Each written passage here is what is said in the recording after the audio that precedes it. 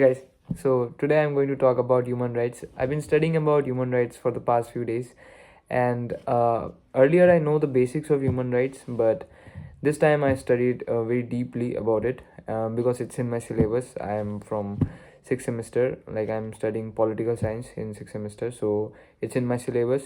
So I study about human rights, and in this video I'm going to talk about the definition of human rights and how does it came from its evolution. I'm not going to talk about the all of it because otherwise the video will be very long, but I will going to talk about the most important things, and in the description of this video I will provide the PDF, the notes of mine that I've read it. It can also help you if you are wanted to know about human rights more. So yeah, let's start the video. So now let's talk about the basic of human right. So what exactly human right is? So if we talked about it's the simple, if we take the simple definition of it, then it will be human rights are the basic rights which are inherent to all human beings simply because of the virtue of being a human. These rights are inalienable. It means that it cannot be surrendered or taken away by any authority. These rights are interdependent. It means that all the rights, all the human rights are dependent on each other. Violation of one right can affect the other, and inherent it is inherent to all the human beings as a born right. These rights are not given by the state but rather limit the power of the state. We have to understand that these rights are not made by the state. Don't confuse it with civil rights. Civil rights are very different from it. So these rights rather limit the power of the state, ensuring that individuals are protected from any arbitrary treatment by the states or any unlawful detention or anything like that. There are two key definitions of human rights that I think you have to know about this. First is from United Nations, which define human rights as the basic rights which are inherent to all human beings without any discrimination. And second is from Professor Lusky, who defines it that rights are those conditions of social life without which no man in general can seek to be himself at his best.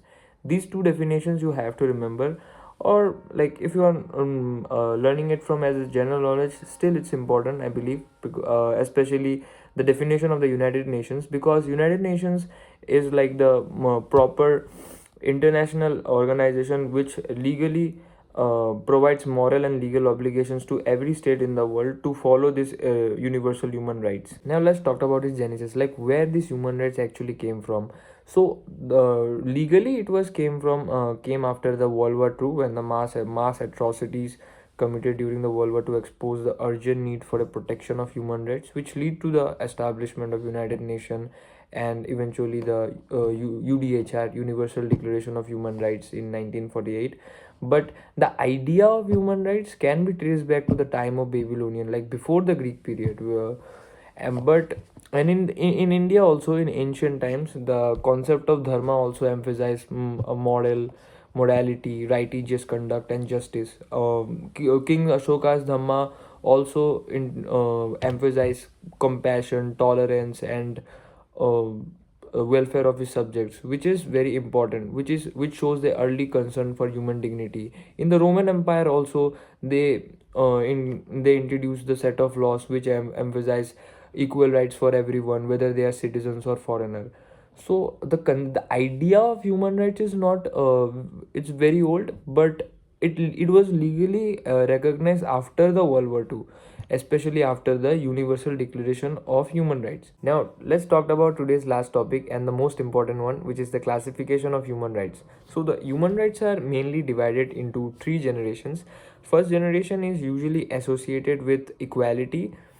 um, it was mainly emerged in the 17th and 18th century after the English, French, and American Revolution. These rights are called negative rights because it limits the power of the state and ensure individual liberty. The second generation of human rights, on the other hand, it's usually associated with equality.